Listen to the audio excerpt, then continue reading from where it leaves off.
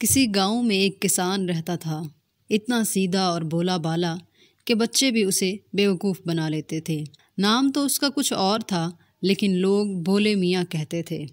اس کے پاس تھوڑی سی زمین تھی، ایک گدھا تھا اور ایک بکری۔ زمین سے بس اتنی ہی پیداوار ہوتی تھی کہ کسان اور اس کی بیوی سال بھر روٹی کھا لیتے تھے۔ گدھا کھیت سے اناج اور جنگل سے لکڑیاں لانے کے کام آتا تھا اور بکری کا دودھ دونوں میاں بیوی پیتے تھے۔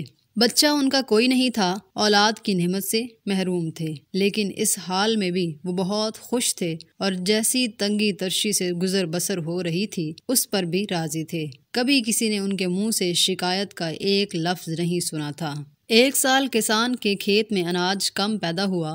اس نے سوچا کہ بکری کو بیچ ڈالا جائے، اس سے جو پیسے ملیں گے ان سے غلہ خرید لوں گا۔ چنانچہ ایک دن صبح کو اس کی بیوی نے 4 موٹے موٹے پراٹھے پکائے، ان پر سرسوں کا ساگ رکھا اور پوٹلی میں باندھ کر میاں کو دے دیا۔ وہ قصبہ جہاں مہینے میں ایک بار جانوروں کی منڈی لگتی تھی، کسان کے گاؤں سے کافی دور تھا اور وہاں پہنچنے میں 1 دن لگتا تھا۔ سردیوں کے دن تھے اور چونکہ کسان کو ایک رات قصبے میں گزارنی تھی، اس نے لحاف اور گدا بھی ساتھ لے لیا۔ اس نے یہ سب سامان گدھے پر لادا، بکری کی رسی گدھے کی دم سے باندھی اور بکری کی دم میں گھنٹی باندھی۔ ان دنوں بسیں نہیں تھی، لوگ پیدل یا گدھے گھوڑوں پر سفر کرتے تھے۔ آبادی بھی اتنی نہیں تھی جتنی آج کل ہے۔ راستے سنسان اور ویران ہوتے تھے اور اکثر اکیلے مسافروں کو چور اچکے لوٹ لیتے تھے۔ کسان نے بکری کی دم میں گھنٹی اس لیے باندھی تھی کہ اس کی ٹن ٹن سے معلوم ہوتا رہے کہ وہ اس کے پیچھے پیچھے چلی آ رہی ہے، کوئی چور اچکا اسے کھول کر تو نہیں لے گیا۔ جب وہ گاؤں سے نکل کر ایک ویران جگہ پر پہنچا تو وہاں ایک جھاڑی میں 3 چور چھپے بیٹھے تھے۔ انہوں نے کسان کو دیکھا تو ان کی باتیں کھل گئی۔ ایک چور بولا، بکری میری۔ دوسرا کہنے لگا، گدھا میرا۔ اب رہ گیا تیسرا چور، وہ بولا، اور میرے لیے کیا بچا؟ اس کے پرانے پھٹے کپڑے، چلو خیر، میں یہی لے لوں گا۔ بالکل نہ ہونے سے کچھ ہونا بہتر ہے۔ کسان جھاڑی کے پاس سے گزر کر آگے بڑھا تو ایک چور چپکے سے باہر نکلا۔ اس نے بکری کی گھنٹی گدھے کی دم میں باندھی اور بکری کھول کر لے اڑا۔ گدھا دم ہلاتا چل رہا تھا اور گھنٹی ٹن ٹن بج رہی تھی۔ کسان کو اطمینان تھا کہ بکری اس کے پیچھے پیچھے چلی آ رہی ہے۔ تھوڑی دور آگے جا کر اس نے یوں ہی پیچھے مڑ کر دیکھا تو اس کا دل دھک سے رہ گیا۔ بکری غائب تھی اور اس کی گھنٹی گدھے کی دم میں بندھی ہوئی تھی۔ اس نے چیخنا چلانا شروع کر دیا، ارے لوگو دوڑو، میں تباہ ہو گیا، برباد ہو گیا۔ اسی وقت ایک آدمی بھاگتا ہوا اس کے پاس پہنچا۔ یہ دوسرا چور تھا۔ اس نے پوچھا، کیا ہوا بڑے میاں، کیوں چلا رہے ہو؟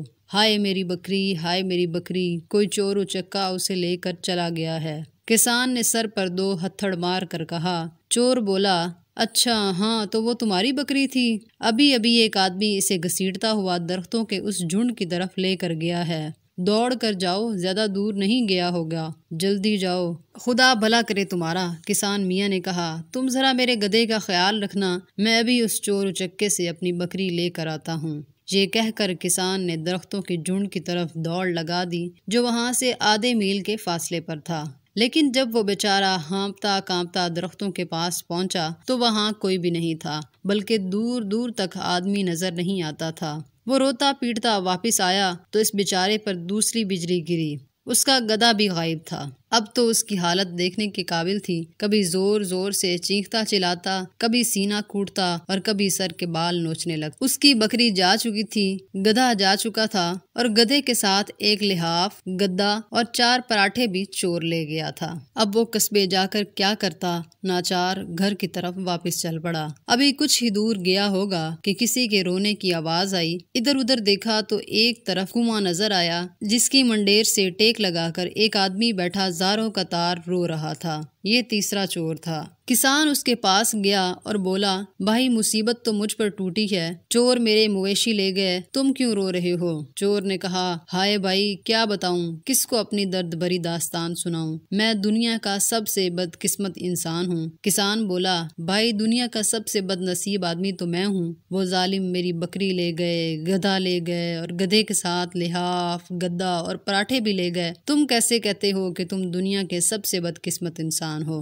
چور نے کہا، بڑے میاں آپ کو میرا حال سننے کے لیے فولاد کا کلیجہ چاہیے۔ کسان بولا، کچھ بتاؤ تو صحیح میاں، شاید میں تمہاری کچھ مدد کر سکوں، ویسے تو میں خود محتاج ہوں۔ چور نے کہا، میں قصبے کی منڈی سے گھوڑا بیچ کر جا رہا تھا، روپوں کی تھیلی میرے ہاتھ میں تھی، یہاں پہنچا تو یہ کنواں نظر آیا، پیاس لگی تھی، پانی نکالنے کے لیے جھکا تو تھیلی کنویں میں گر گئی، ہائے میں مر گیا، ہائے میں لٹ گیا۔ کسان بولا، تو میاں تم روپوں کی تھیلی کنویں سے نکال کیوں نہیں لیتے؟